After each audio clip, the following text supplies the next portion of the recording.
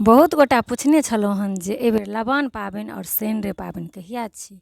तऽ एहिबेर लबानके दूटा दिन सुनि रहल छी, एकटा 5 दिसम्बर एकटा 6 दिसम्बर, आओर शनि रवि पाबनि 8 दिसम्बरके छी। सभगोटाके बहुत बहुत शुभकामना।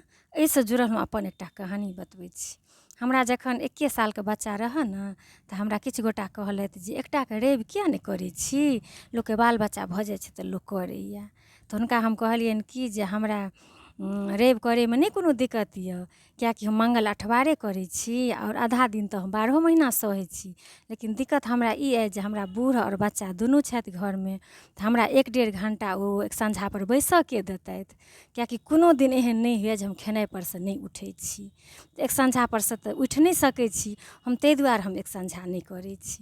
ई बात जे हम अपना नजदीकी सब लग बजलिए ने, तऽ सब बड्ड हँसी लगलनि सबके, आ दिल तक अएलनि जे हाँ ये ठीके अहाँ कहलिए, लोक हड़बड़ाके ठानि तऽ लै छै लेकिन बड़ मुश्किल होइ छै।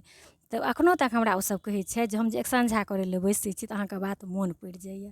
ताहि दुआरे जाबत बच्चा कनि पैघ नहि भऽ जाए ताबत नहि ठानी। हमरो जहन 3-3.5 सालके बच्चासभ भऽ गेल, इसकुल जाए लागल, तखन हम कएलहुँ। तऽ हम तऽ सभके इएह सलाह दै छियनि जे तखन करी जखन बाल बच्चा पैघ भऽ जाए। ओना घरमे लोक छथि तऽ अहाँ कऽ सकै छी। जय सिया राम, जय मिथिला धाम।